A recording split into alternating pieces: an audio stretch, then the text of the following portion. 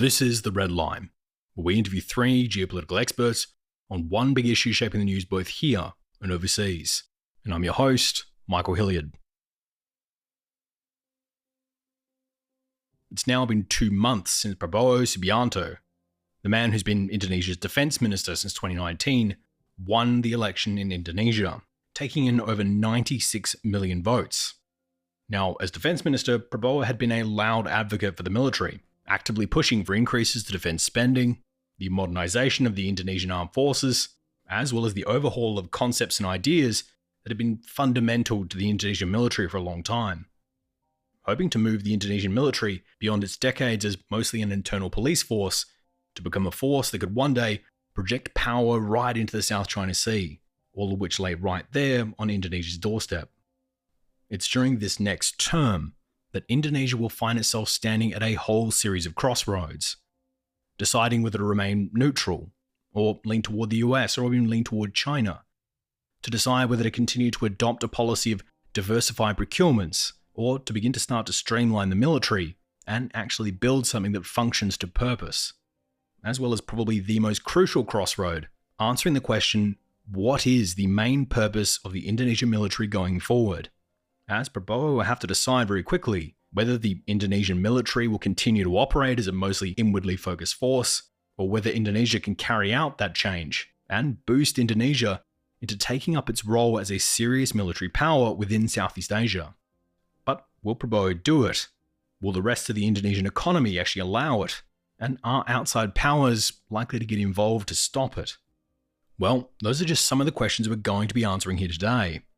And to help us figure out how the Indonesian military functions and why these decisions going forward are so important, we turn to our first guest. Part 1. Javelins for Java.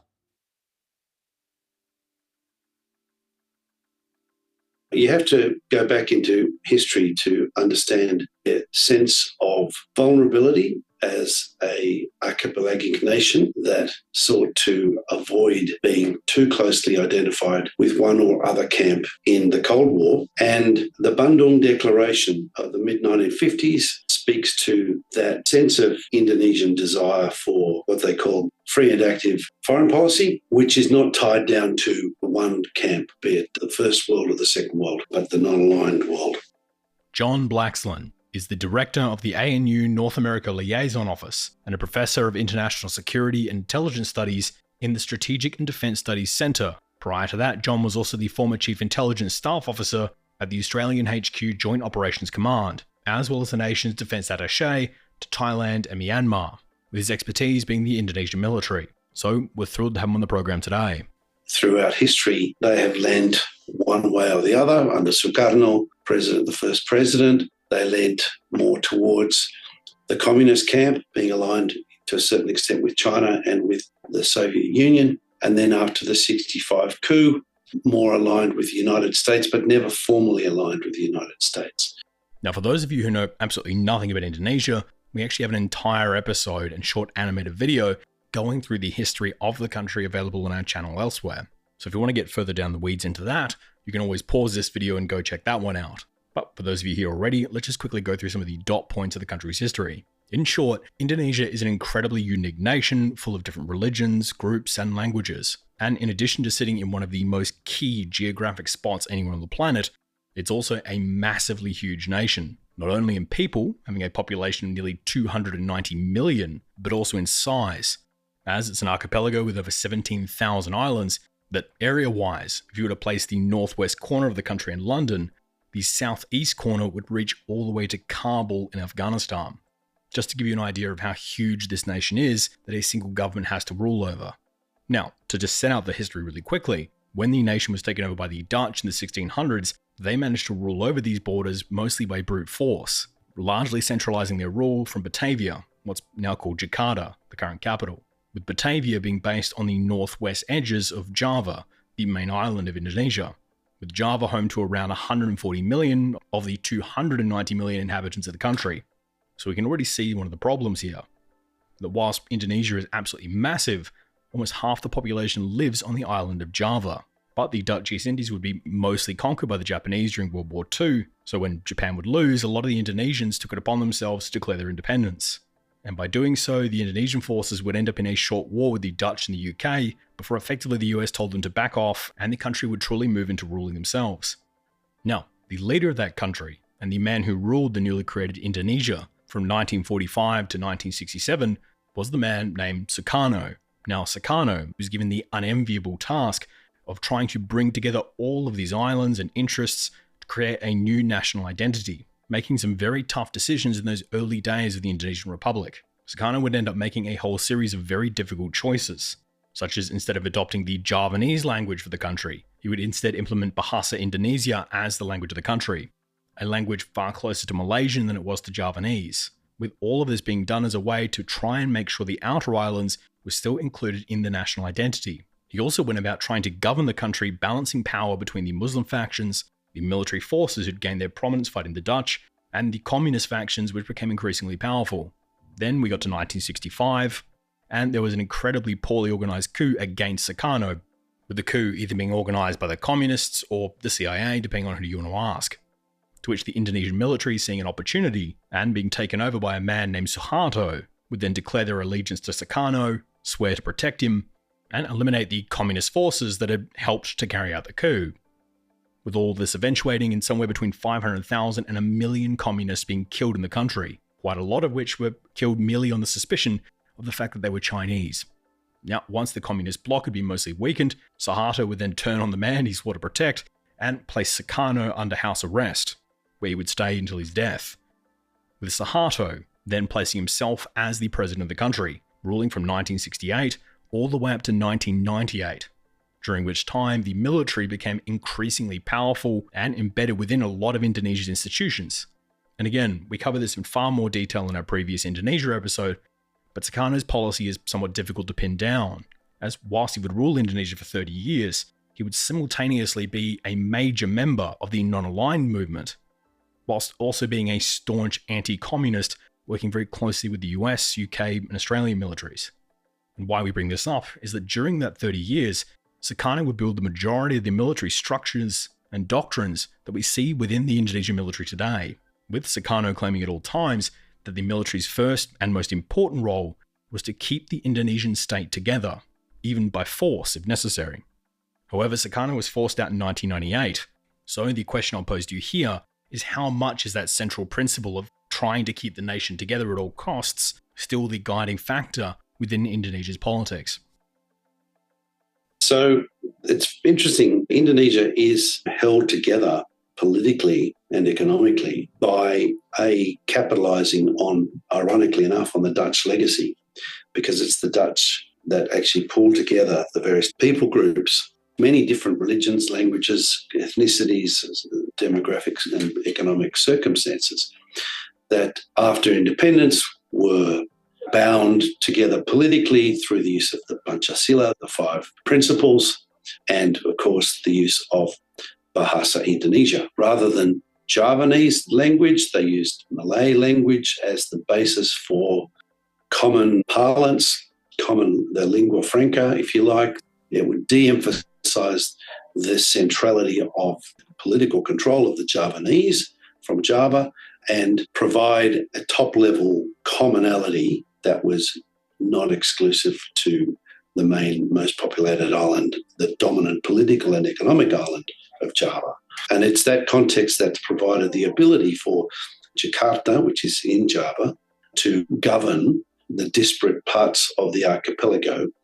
It's interesting, of course, that as Jokowi is sought to build a new capital in Kalimantan, that there's a sense in which that is partly a reflection of the desire to get away from Java being seen as not only economically the core, but also politically the core, and therefore making the outer parts of Indonesia feel more part of a state that is more reflective of them.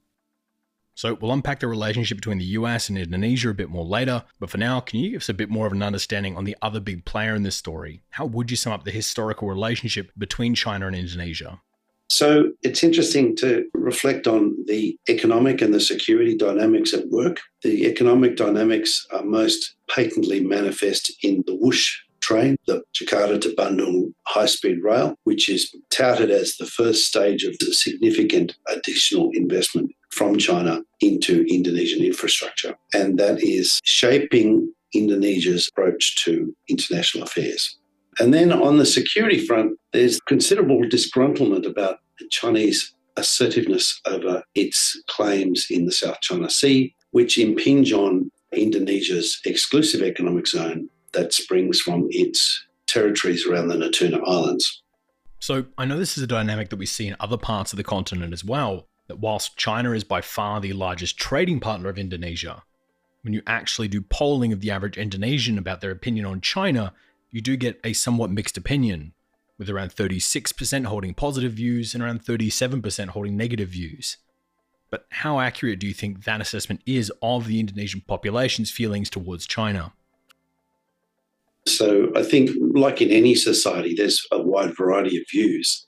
And of course, the Chinese diaspora in Indonesia has had some moments of considerable heartburn, if not literal burn, going back to the riots of May 1998, when much of Chinatown in Jakarta was burnt down, but also going back to the 65 coup, where many of those seen as aligned with the PKI, the Communist Party of Indonesia, were ethnically China and purged and removed from society.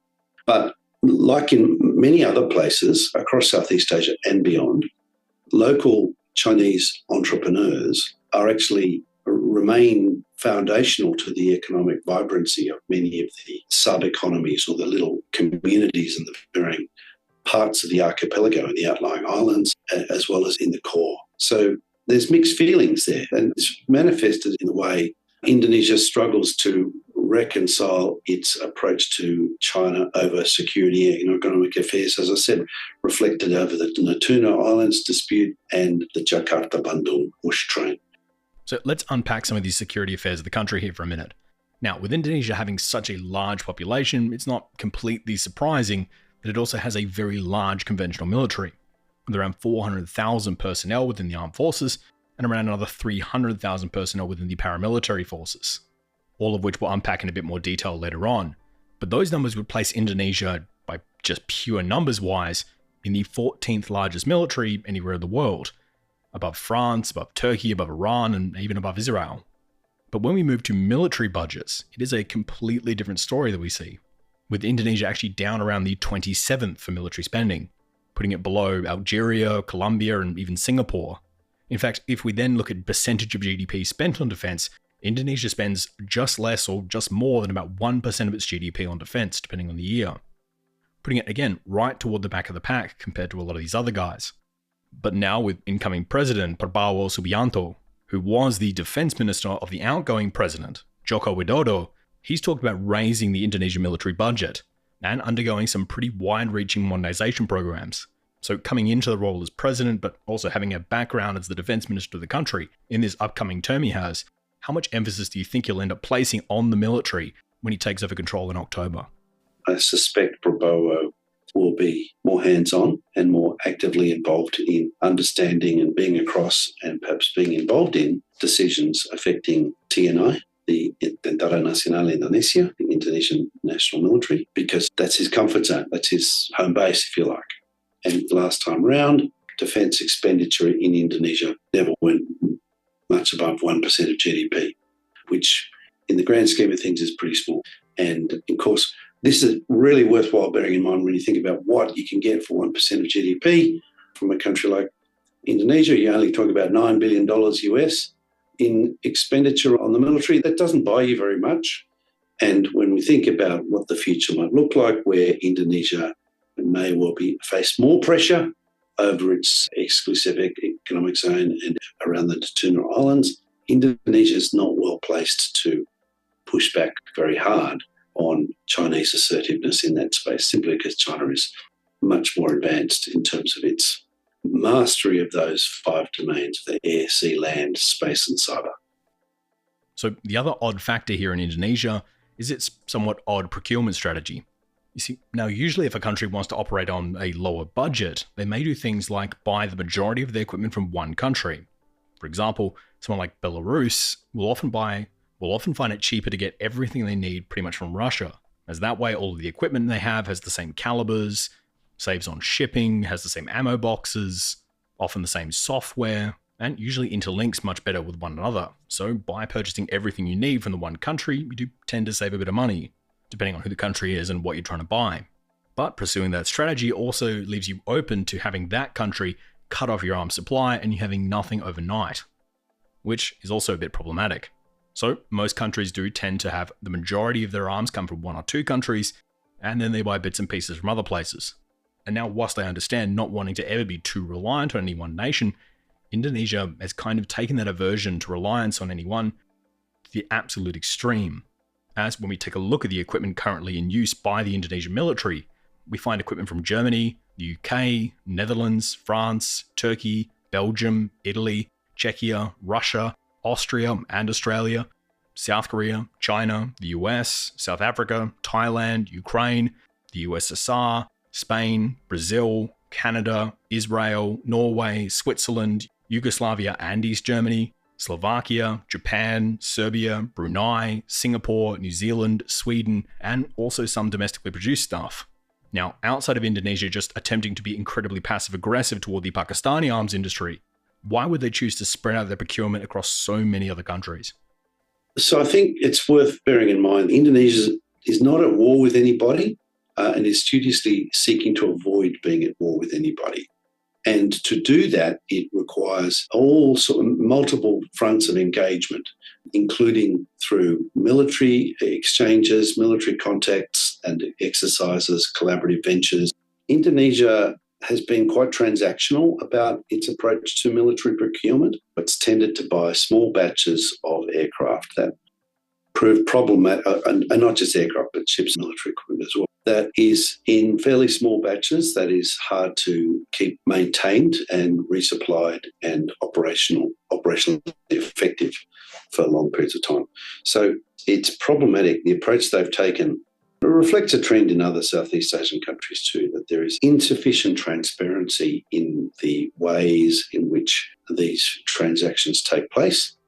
And the beneficiaries of these transactions, it'll be interesting to see which side of Prabowo we will see when he becomes president and what direction he wants to take things in.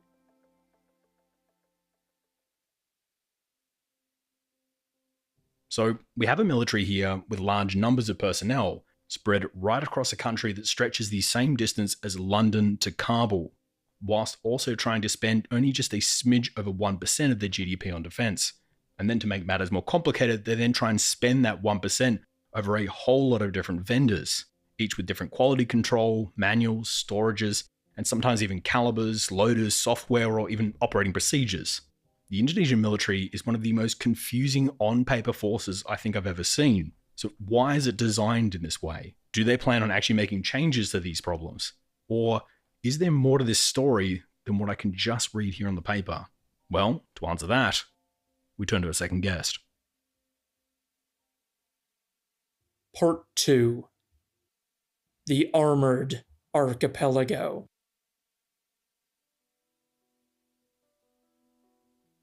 When we're thinking about the Indonesian military, one thing you have to understand is the importance of history. So most defense forces tend to be externally looking. The Indonesian military, by virtue of its history and its function, has been largely internally looking. Natalie Samby is the executive director of Verve Research, an independent think tank specializing in the military and political affairs of Southeast Asia. In addition to that, she's also a senior researcher at the Asia Society and a PhD scholar at the Strategic and Defense Studies Center. Natalie has advised multiple governments and is, in all honesty, quite a few people's go-to expert for understanding the inner workings of the Indonesian military. So we're thrilled to have her back on the program today. If you look back at the formation of the Indonesian state, a lot of the guerrilla forces that were fighting for independence against the Dutch have been imbibed with this sense of trying to protect sovereignty and territoriality. And so again, with this prioritization of sovereignty and territoriality, the Indonesian military has played this central role. Again, is this idea of the unitary state of Indonesia, the Republic of Indonesia at all costs. That trickles down into the contemporary era today. Natalie Samby is the executive director of Verve Research, an independent think tank specializing in the military and political affairs of Southeast Asia. In addition to that, she's also a senior researcher at the Asia Society and a PhD scholar at the Strategic and Defence Studies Centre for the Australian National University. She's advised multiple governments and is honestly the go-to expert for understanding the inner workings of this particular military. So we're thrilled to have her back on the program today.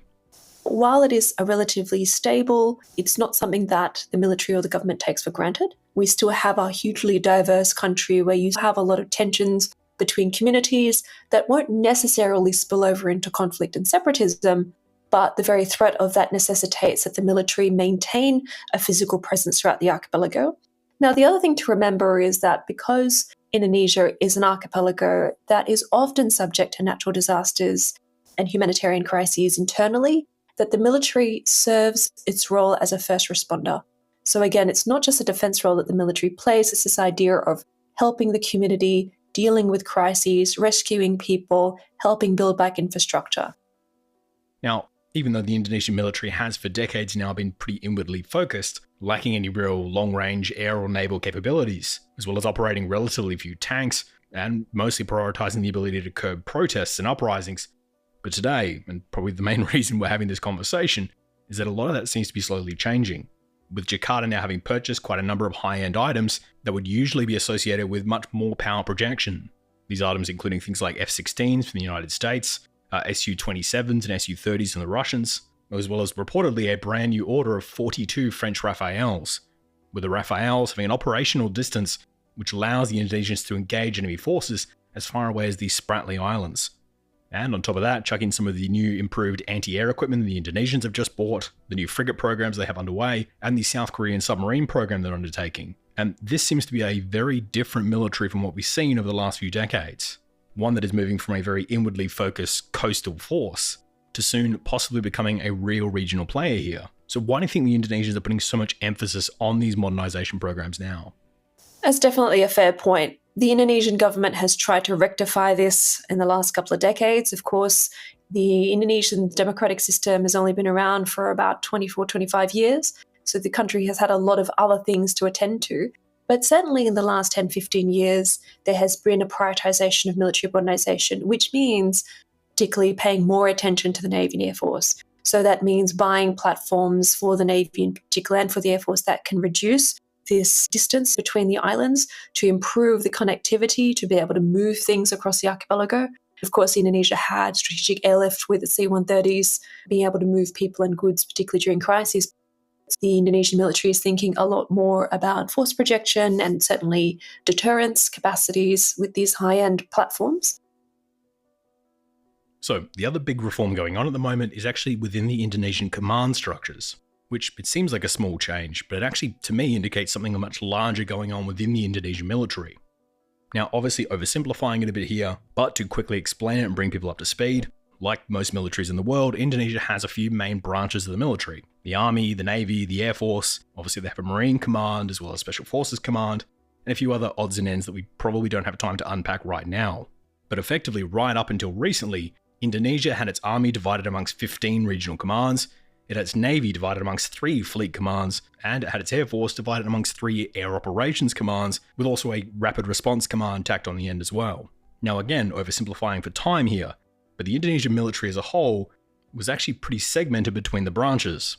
And for quite a lot of things, if the army wanted to talk to the local naval base, the army would talk to Jakarta and Jakarta would talk to the Navy, or the Navy would talk to Jakarta and Jakarta would talk to the Air Force. So the major service branches were fairly compartmentalized. However, that brings us up to 2019, where Indonesia announced the creation of 3 joint territorial defense commands, effectively a joint command that worked together and integrated information between the Army, Navy, and Air Force, as well as some of the other smaller branches, and instead created a more geographically focused command chain, effectively commanding just a small area of the country, but that command being in charge of all the branches within that area of the country. Effectively, it was a way that if Indonesia wanted to carry out an invasion of a neighboring state, or more importantly, had come under invasion itself, it would allow the command to make a much more coordinated response and coordinated planning in those early times. As now they have a command that can actually work together between all of the branches to defend a certain area of the country. With the Indonesians announcing 3 new territorial commands, with the first of these territorial commands, Kogabilan 1, covering the western part of Indonesia, including the strategically vital areas of the Malacca Strait and the South China Sea. Quaggabelan 2, covering the central region of Indonesia, mostly focusing around the Java Sea and parts of the Indian Ocean. And Quaggabelan 3, which oversees the eastern parts of the country, including regions like Papua and the Arafura Sea. So the question I have to ask you is, why bring in these territorial commands now? What has changed in the Indonesian strategic calculus that they feel it necessary to make sure they have a geographical response if they ever came under attack? Look, I think before, with a large focus on internal defence, there wasn't a great need for the Navy and the Air Force to be able to work so closely with the Army. Now we have this recognition of external defence. You have different kinds of contingencies that the Indonesian military must think about and must plan for, and that does involve working much more closely between the Army, Navy and Air Force. So the Joint Defence Territorial Command concept really reflects a recognition that external security is something that the Indonesian military ought to be thinking much more about, particularly in light of growing tensions between Southeast Asian states and China in the South China Sea, and the prospect for some of the incursions within the Indonesian exclusive economic zone around its Natuna Islands is something that causes much more anxiety. And it's an idea, again, that we need to bring the three services much more closely together. The idea of operating in a joint environment is something that is still evolving and needs more development in the country, and that is something that will help it operate far more efficiently as well. Well, let's stick with command structures for a minute here, as there's another oddity within the Indonesian military that I kind of want to unpack a little bit, that being Indonesia's heavy reliance on battalion-level commands. Now, for those of you who haven't wandered into the weeds on military affairs yet, there are different levels of military formations. Now, for those of you who might be unaware, every country can design their military in completely different ways, with some countries designing their military around a very highly centralized mass formation type military, whereas other militaries design their forces around small independent forces that can move quickly when required. Now, depending on how many personnel in each formation and what that formation is being asked to do, will determine its designation. So to quickly lay out some terms here, and start from the very bottom of command structures. So obviously you start with something like a fire team, which might be 3 to 5 people.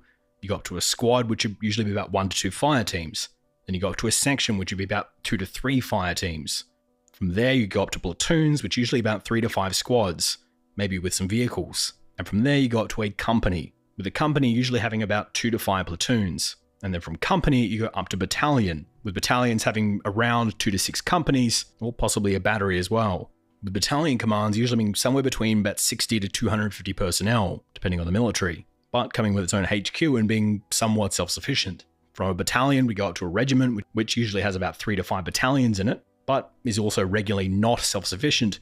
And then from there, we go up to a brigade, with a brigade being made up of several battalions, and is also quite often self-sufficient as well, with a brigade usually consisting of somewhere between about 2 and 15,000 soldiers depending on the nationality. And now obviously from there it does get bigger with divisions and corps and armies, but for now let's just focus on those two main ones, the brigade level command and the battalion level command.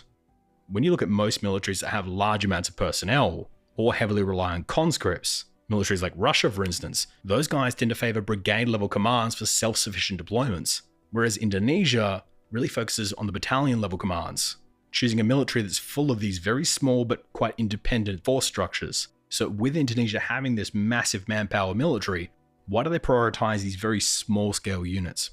I mean, again, there are a couple of considerations there. One is historical. A lot of these battalions had been organized around charismatic figures, and so they're trying to get the Indonesian military as a unified force has been a challenge throughout the early formative period of the Indonesian military. A lot of these battalion commanders are responsible for the health. Indonesian soldiers are not paid well relative to other militaries in the region, and so the loyalty of these soldiers is then invested in these battalion commanders. And that's not simply something that can be done either at the brigade or division level. There's not that sense of closeness between those higher up commanders, and certainly the ability for these higher up commanders to then manage the number of battalions under their command is much more challenging. So I would argue that maybe it's that physical arrangement of a smaller, more manageable size, the battalion, and that historical relationship and that sense of loyalty that is built between soldiers in that level, in their companies, the company commanders, and then up towards the battalion. And again, some of this does make sense to me as well, with Indonesia being an archipelago with over 17,000 islands, that sometimes you don't need more than a battalion to be able to defend an entire island. But there is another odd trait within this battalion level command I kind of want to unpack here, as what we found over the years is that a lot of these commanders at the battalion level are also expected to supplement the funds of the battalion. In other words, at the battalion level, quite often a lot of these formations are not given enough money to run the battalion, with the battalion commander being given a lot of leeway on how he uses his battalion, but also being expected to make up the budgetary shortfall by using his men. In other words, imagine a US major or lieutenant colonel being asked to run a side hustle in order to make sure that his battalion actually has ammunition for their guns. So to anyone sitting in a more westernized military, this sounds like quite an odd concept, and one that's pretty rife for exploitation. So can you take us through how this system works and why the Indonesians have gone down this road of effectively relying on battalion commanders to keep these forces supplied? Different battalions will have different ways of ensuring that remuneration. We call this khaki capital, the ability for militaries to raise money for themselves. We're not saying necessarily that's right, but under the current circumstances, because personnel costs take up such a large part of the Indonesian budget, and there just simply isn't enough for a lot of these soldiers to live super comfortably, battalion commanders have to become quite creative in figuring out how to raise this revenue for their people. And this might include anything from signing contracts to provide security for prisons, from building roads, signing MOUs with different ministries, for providing private security for mining companies, amongst other things. It might even be certain illegal activities, historically speaking, smuggling and illegal smuggling of goods. But in this case, sometimes some of these activities are legitimate, but they're not necessarily part of the official defence budget. It's revenue that they've gained in cooperation and partnership with other government departments. However, that's when it starts to be more problematic. When you have the military continually stepping in to then take on jobs which might be better done either within private industry or developing civilian capacity within certain ministries or within certain civilian agencies like search and rescue. So that's not necessarily a positive sign. And certainly there's an idea of then incentivizing the military to try and seek out these contracts and position themselves as a service provider of first choice. So it needs to be considered in a really nuanced way. So if the Indonesian army doesn't have enough money to pay these battalions what they need to function, what options do they actually have to try and solve some of these issues? Do you think it will be necessary for the Indonesian military to look at things like cutting the amount of personnel they have on the books in order to reduce their wage costs, or even cutting back on some of these modernisation programs and new purchases? What options do you think the military actually has feasibly in front of them in order to try and make up that wage shortfall, let alone try and undertake the expansions that the new government's trying to propose? Or does it simply just require the military getting more money from the federal budget? Okay, so there are a couple of approaches there as you outlined. Now, I don't see that there's potential for reducing necessarily the size of the territorial commands if the Indonesian military's requirements, its job in terms of internal security and providing social service and humanitarian support is not alleviated. So those roles have to stay the same. The one thing that can change is that the Indonesian military still has, as our good friend Evan Laxmana would say, logjams. It has an excess of people at the colonel level and above. And so what it means is when you join the Indonesian military, particularly as an officer, this is employment for life. The Indonesian military doesn't start to push you out once you turn colonel and it looks like your promotion prospects have stalled. No. The Indonesian military will find you a job. Now, as there are more and more officers at the colonel level and above, there are only a fixed number of positions. So what the Indonesian military has done is it signed MOUs with other government ministries to put these officers into civilian positions. So imagine you're sitting in Department of Finance, Australia, and all of a sudden there's an EL2 job and it goes to a colonel. That's a situation that's happening in Indonesian ministries right now. And that's where I think the Indonesian military's human resources policies really need to undergo a sense of reform, because it's not doing the military any favours having these people who are not bringing back that sort of sense of function to the Ministry of Defence or to the military itself. They're at other ministries, taking positions away from civilians who need those positions. If the Indonesian military is going to look at cutting costs of personnel, that's where it needs to be done, because that actually yields the most benefit. So we talked about this in a previous segment, but the procurement chain for Indonesia is easily one of the most odd things I've ever seen, with, in my opinion, the country buying from way too many suppliers. So can you take us through what is the philosophy behind this thinking, and do you think the Indonesians are actually looking to change it with this incoming government? Again, there's that philosophy element of this idea of non-alignment and having multiple friends and zero enemies. But like you said, it doesn't make the situation for the Indonesian military any easier when it tries to not only operate all these multiple platforms and making sure it's got the right people, but then servicing and engineering those kind of platforms, and then for sustainment as well. So do you see this process changing anytime soon? This can depend on the discretion of, let's say, the defense minister or a deputy defense minister and other people with vested interests in engaging certain partners. Let me put it like that.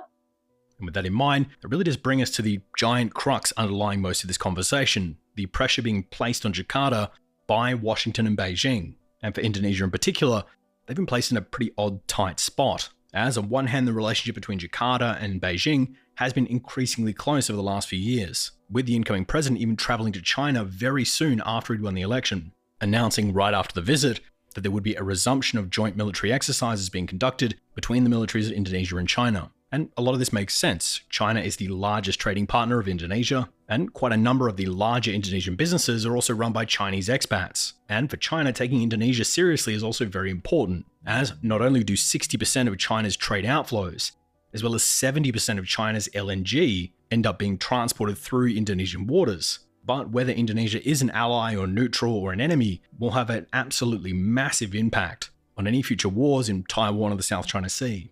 But on the other hand, the Chinese 9-dash line, their claim along the South China Sea, also enters Indonesia's northern waters, with their two sides' coast guards having entered scuffles over the years, and Chinese fishermen being caught in Indonesian waters semi-regularly. So, with having China being their largest trading partner, whilst China also lays claims to their northern islands, how does Jakarta plan on squaring that circle? This choice is often proposed as a binary, but from Indonesia's perspective, the answer is why can't it be both? Indonesia, like so many other Southeast Asian states, is hedging. It's enjoying, like Australia as well, its economic prospects and development from China and its security relationship with the United States. But as you said, it's also developing military engagement and security partnerships with a whole number of different actors. Indonesia is going to look for the best deal it can get for now, as long as it is not aligned. And if that means engaging and exercising with other militaries in the region, which also includes Japan and India and France and South Korea. However, if you look at the quality, the quantity, the sophistication, and the longevity of Indonesia's security partnership with the United States, its relationship with China doesn't come close. That doesn't mean that it won't develop that way in future, but we must be mindful of the fact that the volume of Indonesian military officers that have engaged with and graduated through American, if not Australian, and other professional military education institutions that has done exercises, that have done the Ranger course, far outstrips the number that have gone through Chinese institutions and engaged in Chinese exercises as well. What we do want to encourage is the Indonesian military doing more exercises with ASEAN partners. That's something I think that's really important. And also having the Indonesian Navy engage and do maritime exercises with the Indian Navy. Again, another big tick. So I do understand that Indonesia will, as much as it can, want to walk the line between these two sides. But what happens when that no longer becomes an option? What happens if, let's say, we do see a war break out over Taiwan? Do you think the Indonesians would still hold fast to this principle of neutrality, or that would push the Indonesians to pick one side over the other? Indonesia's priority would be evacuating its people and certainly assisting other Southeast Asian countries like the Philippines to move however many thousands of people working there. In terms of alignment during that kind of contingency, it would really depend on which side had initiated hostilities, if at all. Indonesia at the moment has stated that it would adopt a posture of neutrality. It wouldn't want ships to be going through its archipelagos en route to warlike activities. It's very difficult to say what a country will do in the midst of crisis. And I think that's something that in Australia, it's an area we can think much more about. And we can certainly do that by having conversations with our Indonesian partners to get a better understanding of how the country and its strategic elites is thinking about this kind of problem. But I think Indonesia theoretically would be on the side of international law and at the same time maintain its sense of non-alignment. So let me give you an example in terms of Russia and Ukraine. When Indonesia's foreign ministry first issued its reaction to the Russian invasion of Ukraine, it did not name Russia as the country that had invaded Ukraine. It just simply asked for all sides to cease hostilities. Now, again, Indonesia has subsequently criticized the Russians on certain other occasions, But what we see is the emergence of Indonesia's national posture and national values making itself known in these kinds of crises. You would have to look at the specificities of what happened, what was going on in the context, which state was responsible, how does Indonesia feel towards that state, what are the costs for Indonesia of joining one side or another. So that's the kind of analysis I think we could think about if you're looking at a number of different contingencies. So Indonesia has a new incoming president, the former defense minister under the current president. So having come from a background within the military and having a lot of deep connections with the armed forces, how much do you think that'll affect how he runs the presidency? And how much do you think he'll look to shake up how the Indonesian military is run at the moment? It's not the first time we've had a former general serve in the role of defense minister. In fact, that's been more of the norm than the exception. But under President Jokowi, you had someone that was not relatively engaged in this kind of procurement, not having a background, not having the first-hand knowledge. But now you're going to have somebody in Prabowo Subianto who's not only served as defense minister, but will continue to exert influence at the level of president. He has been in that portfolio for 4.5 years. He has very strong views on which countries he wants to partner with. And if you want any evidence of that, you only have to look at his travel itinerary since he became defense minister in November 2019 and see that he made multiple trips during the pandemic to countries in Europe, particularly to France, amongst others. And surprise, surprise, last week, France's naval group announces that it's going to be helping Indonesia build 2 Scorpion submarines. So there's no surprises there when we look at the intent. The question is, what's the split between the president and the defense ministry and the military? But as someone who has a very strong sense of self, who wants his presidency and his legacies to be very well cemented, I think it's most likely that he will install a defense minister and deputy defense minister who are close allies of him, who will share a similar vision, because the Minister for Defense and the Deputy Minister for Defense are the ones that are running the ministry. They're the ones that are making the decisions on procurement. It's not the military. The military has to just put up with whatever it's given. And my understanding from conversations in January, the military is not necessarily happy with what Prabowo and his folk have purchased. So why did you buy this? And part of the answer might be because there's a strategic relationship you want to deepen, or because it gave the biggest kickback. So to bring all of this to a bit of a close, how successful do you think the next 10 years of Indonesian military policy is likely to be with all these changes underway? Do you think we're actually likely to see the Indonesian military hit some of these lofty goals that have been set by Prabowo? Or do you think the budgetary constraints will probably take a lot of the air out of the tires here?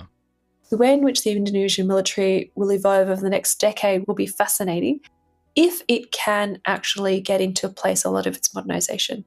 But the modernisation project can't advance without the rest of the country moving forward as well. So the challenge for President Prabowo in the next 5 years, and then if it's not him beyond that, his successor, will be to ensure that Indonesia as a country will be prosperous, that Indonesia's infrastructure, its health systems, its education systems are all robust, that its children are looked after, and that will ensure sufficient resources and support for the Indonesian military at the same time. And if that's the case, then maybe we can see a slight de-emphasis on that social services role that the military is playing, because there might be greater resilience and greater capacity amongst other actors within the state. So I'm really interested to see whether or not those really deep-seated historical elements is something that's going to evolve in the next 10 years.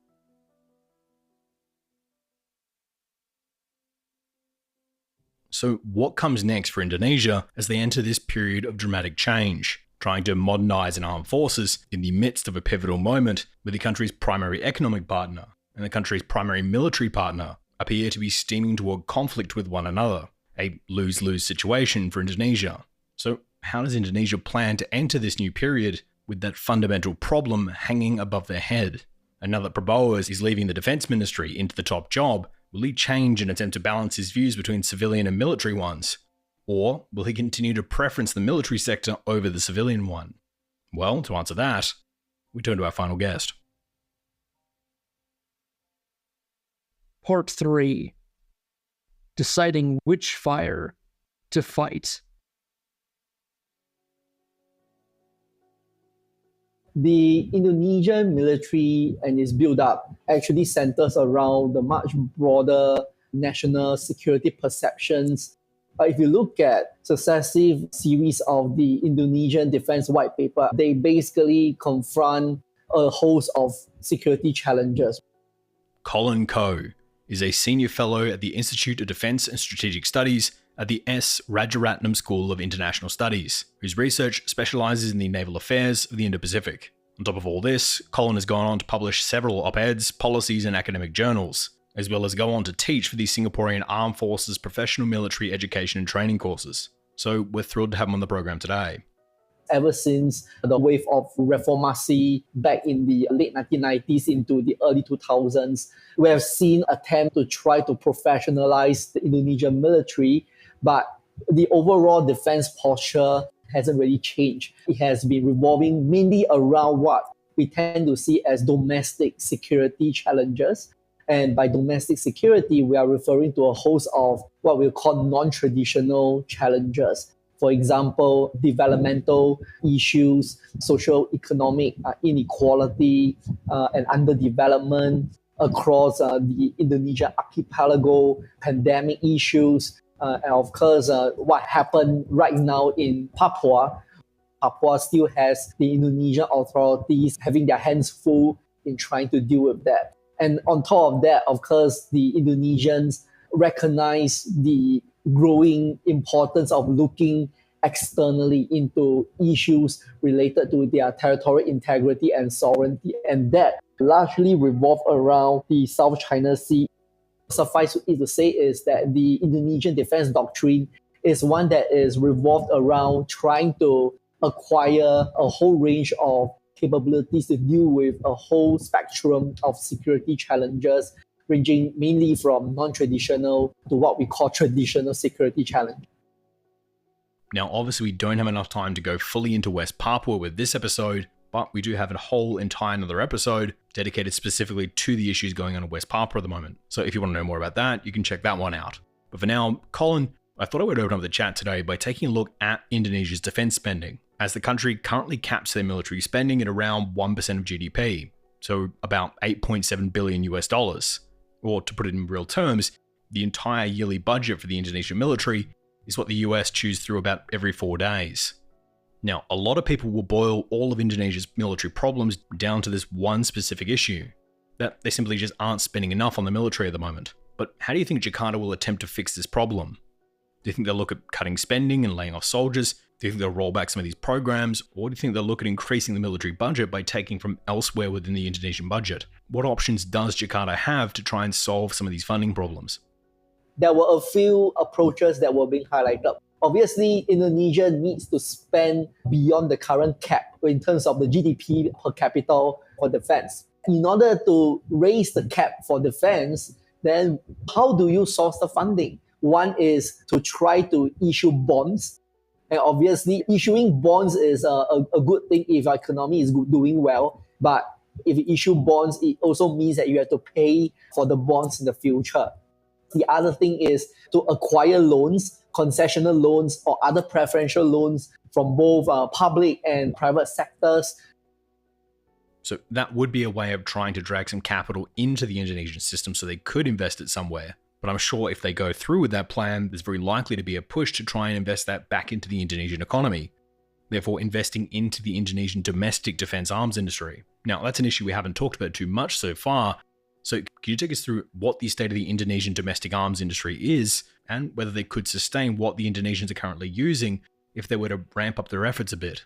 If I could sort of pull it down into a few categories where they have sort of achieved some appreciable level of self-sufficiency. On land, they are able to manufacture a whole range of small arms and light weapons. They are able to manufacture a range of light to medium armored fighting vehicles. However, they are not able to manufacture main battle tanks. So at least on the front of the land forces, they are able to achieve a much higher appreciable level of self-sufficiency compared to the other services. Indonesia has its own supply chain, but of course the question is whether it's able to churn out the desired volumes in times of a conflict, because on paper and in practice, it often is a world apart.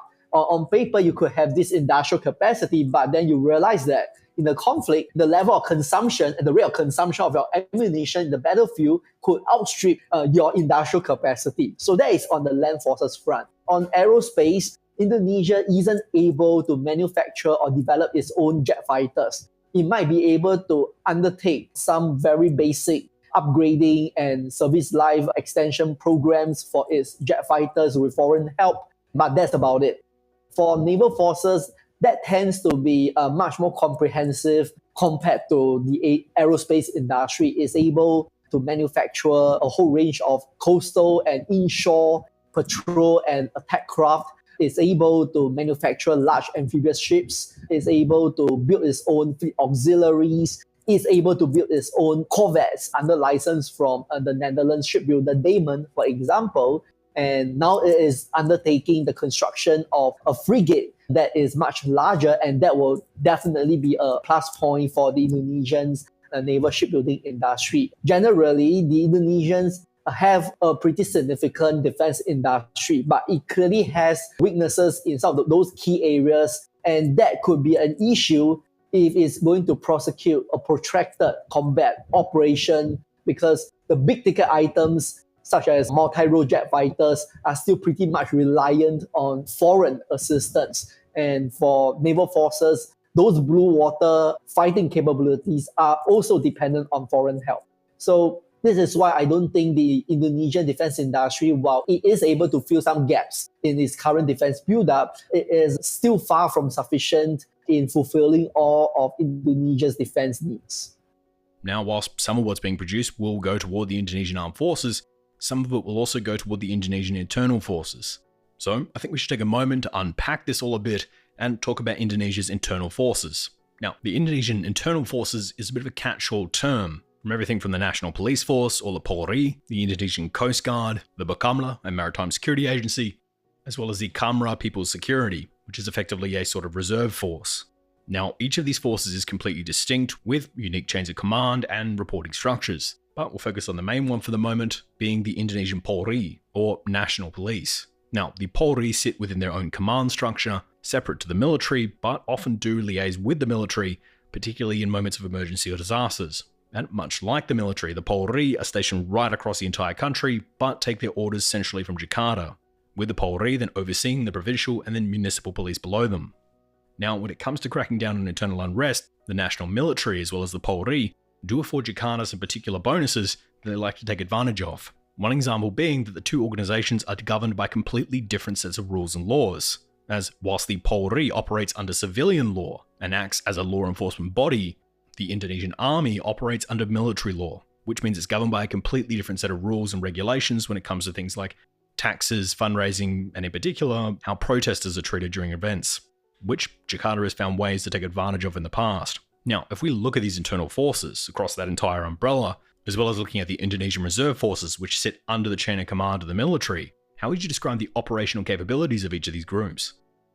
The Indonesian internal security forces mainly revolving around the national police as well as other paramilitary forces. Obviously, they are largely configured not just to deal with internal unrest and even counterinsurgency, or what we generally call low-intensity security operations, but for the most part, especially since the early 2000s, it has been largely been geared towards counter-terrorism. So counter-terrorism is certainly a key mission of these internal security forces, and the equipment sort of reflects the orientation in that regard. We are looking at largely mobile, lightly armored for the most part, and of course, light infantry type forces, and of course, centered around a pretty considerable core of special forces. Whereas for the Indonesian military, while of course they do have elements who could be put into domestic security operations at any one point of time, the TNI, air, naval, as well as ground forces, they are definitely equipped for conventional warfighting. But again, this is one area that they have been trying to build up, because obviously their main armament system, which they call the alutsista, inventory, hasn't really reached the level as desired by the Indonesians. Okay, so if we now pivot back toward the armed forces, I want to figure out what sort of fighting capacity they currently have. We have seen that they've got some brand new flashy toys, but if the president were to actually give that order and order an invasion of a neighboring state, like let's say Australia or the Philippines, do you think they'd actually have the capabilities to pull something like that off? on paper, it does appear to be a large armed forces, but it clearly lacks a long-range expeditionary power projection capabilities. They have a small handful of mid-air refueling tankers that are based on the C-130 Charlie. However, besides a handful of large amphibious assault ships, as well as jet fighters that are multi-role in nature, the Navy on paper looks like a large Navy. However, if we put a distinction between what we see as offshore capable assets, as well as those that are designed and optimized mainly for coastal and inshore operations, clearly offshore assets belong to the minority.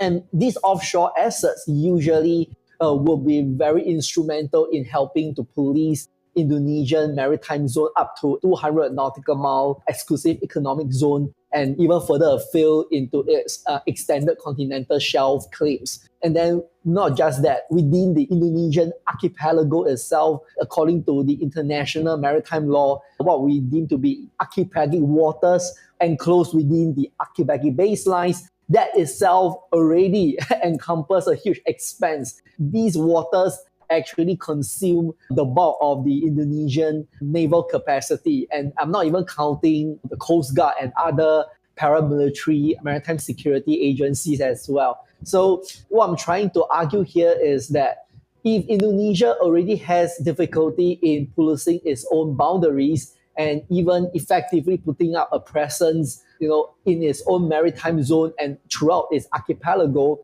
then I think it is a little far-fetched to imagine that Indonesia has the capacity to invade its neighbors.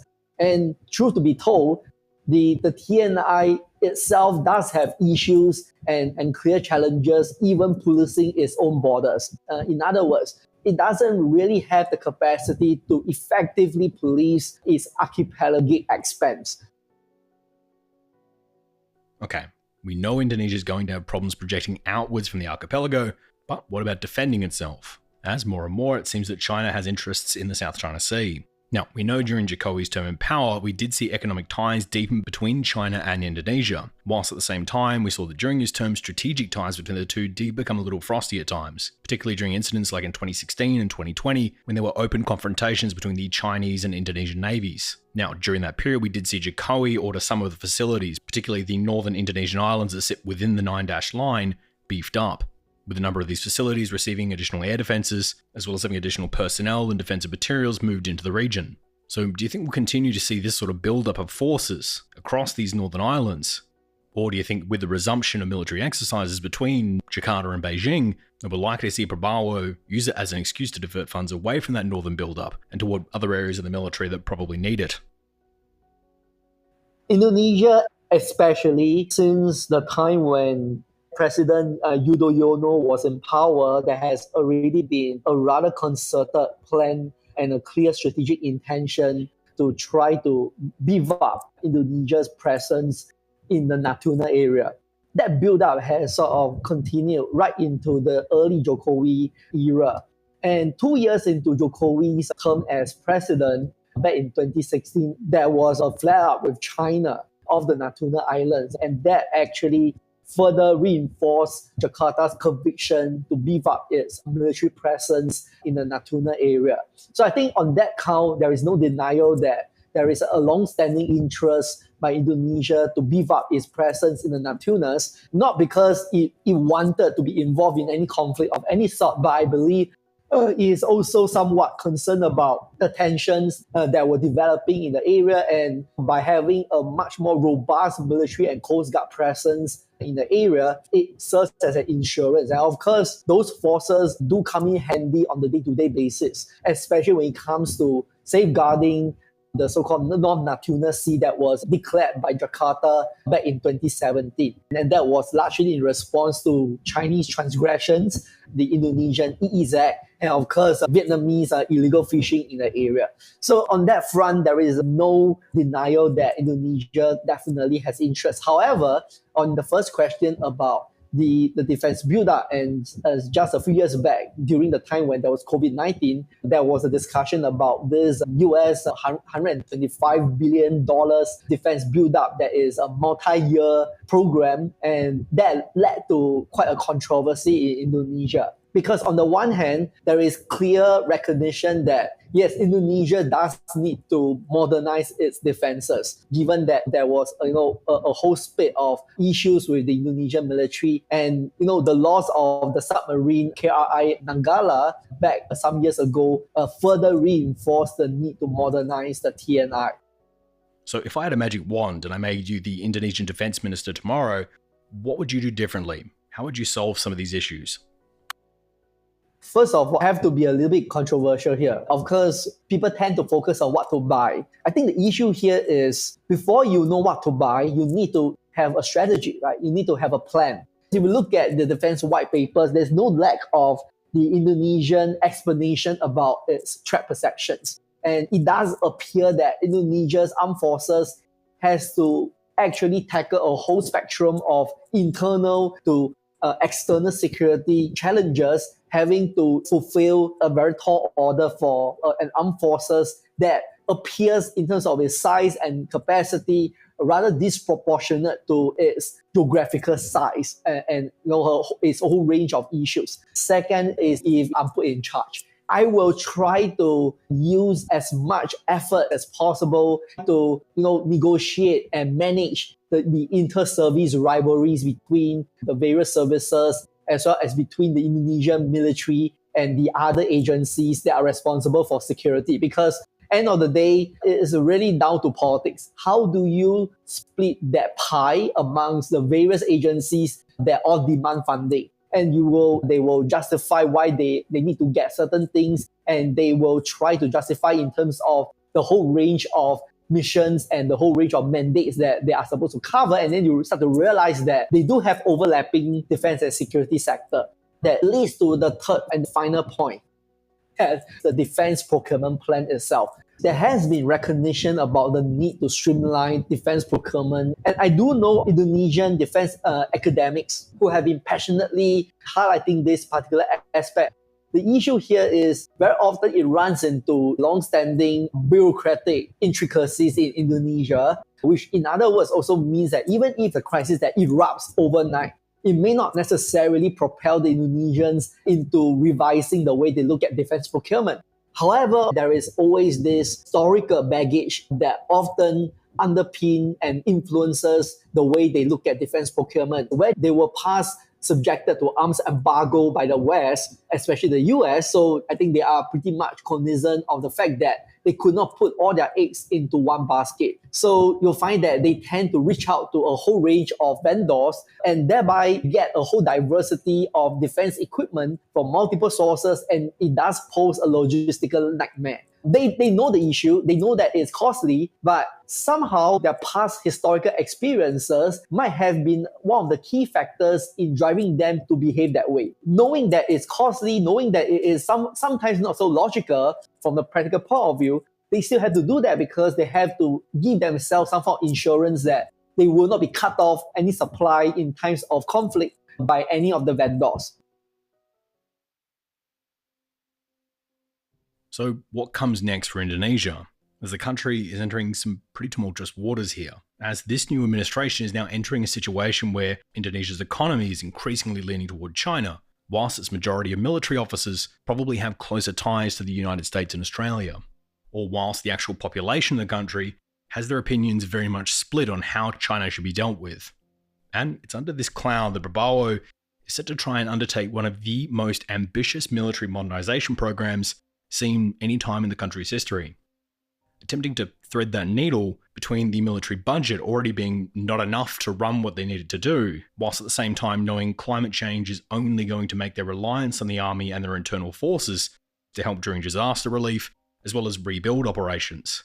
They're going into a restructuring of the procurement chain, knowing that they have to make a hard decision between operational efficiency and ideological consistency. As without any major reforms, this supply chain is likely to remain an absolute nightmare to maintain and supply.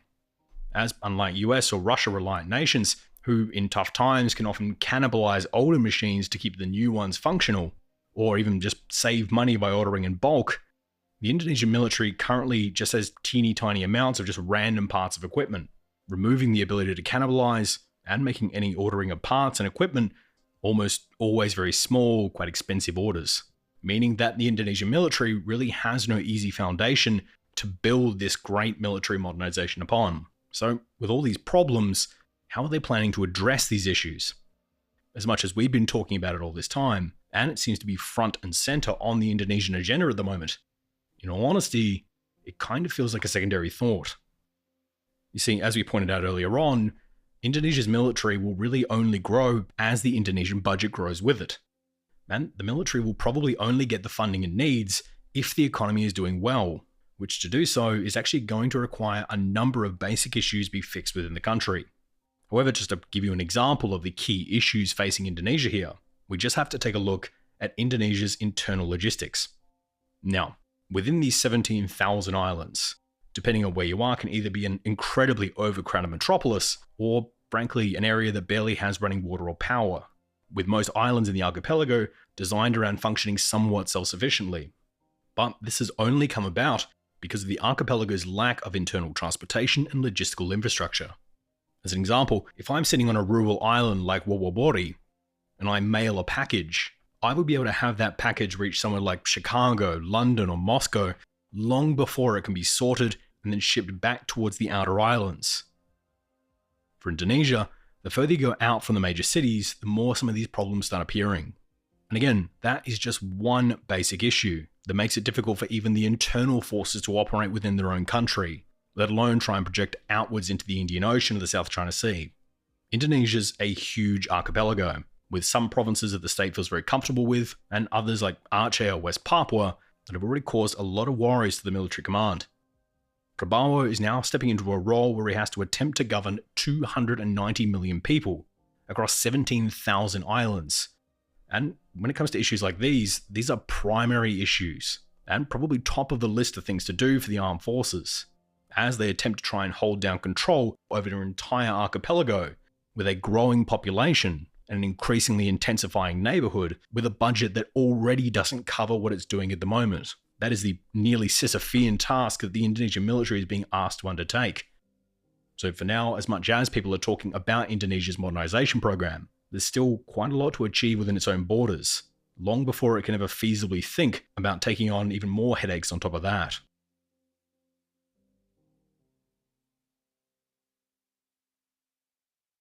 Thank you so much for checking out the show this week. It's always nice for me to be looking at defense issues where most of the guests live within a pretty good time zone for me. And it's also an issue that I think most people either misunderstand or simply just don't look into enough. Again, Indonesia, as I've said before, is likely to be a very important nation going forward.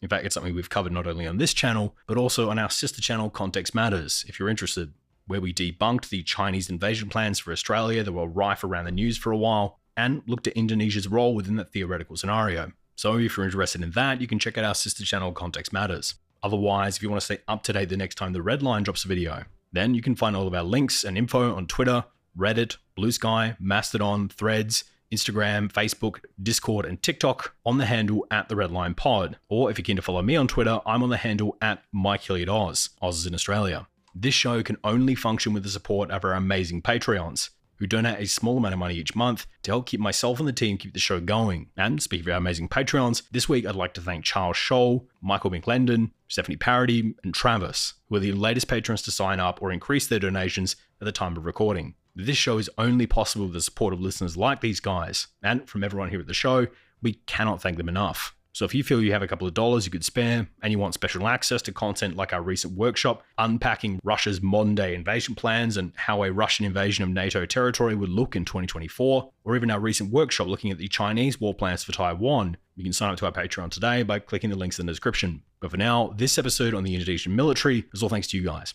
As usual, here are our 3 book recommendations. The first is Out of Business and On Budget, The Challenge of Military Financing in Indonesia by Lex Rifle, for a pretty in-depth look at how the Indonesian military is funded and some of the problems we brought up in the episode. The second is The Road by John Martinkus, for a look at the unfolding situation in West Papua and how it compares to the events of East Timor decades ago. And the third is A Man of Contradictions, Joko Widodo and the Struggle to Remake Indonesia, by Ben Bland, for a look at the inner workings of Indonesian politics. I want to say thanks to this week's guests, John Blaxland, Natalie Samby, and Colin Coe. All of you were absolutely amazing on this one, and I also want to give an additional thanks to the primary researchers for this piece, that being Genevieve Donlan-May, Robbie Sutton, Gabriel Lane, Ben Nutter, and Daniela Givella. Absolutely amazing work pulling this one together as always. In addition to these guys, I'd also like to thank Cameron Gale, the producer, Jack Schenkman, the production manager, Daniela Givella, Nate Ostiller, Robbie Sutton, Nick McNally, Jemima Pentreath, Ben Nutter, Genevieve Donlan-May, Perry Grace, Gabriel Lane, Lawrence Van Keelbilk, Mason Wise, Isaac Gibbs, Andrew Garbery, Scott Missler-Ferguson, and Sean Cottelem, our research assistants and writers, Jamie Tanno, our media director, Raul Devanarayanan, our OSINT analyst, Francis Leach, our director of breaking news, Mark Spencer, our second voiceover artist, Kashyap Maheshwari and Alexander Woolgarten from our online team, Jonah Gunn, our production assistant, Alexi Heimakainen, our Discord moderator, Joe Hawthorne, our audio cleaner, Marissa Rafter, our videographer, and Nick Much, our field correspondent. As always, this is the team that makes the show what it is today. But with all that in mind, the Red Line will be back in a fortnight with another international episode. But until then, thank you for listening, and good night.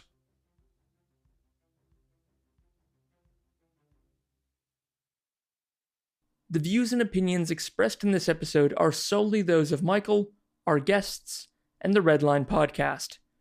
They do not represent any government or organization and are solely our own. For more information, please visit theredlinepodcast.com.